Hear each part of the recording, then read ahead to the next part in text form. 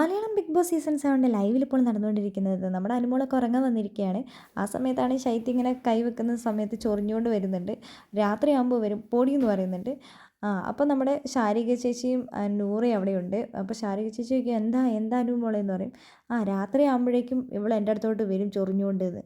അപ്പോൾ ശാരിക നൂറേനോട് ചോദിക്കുന്നുണ്ട്, അനുമോള് പറഞ്ഞതിൻ്റെ അർത്ഥം എന്താ?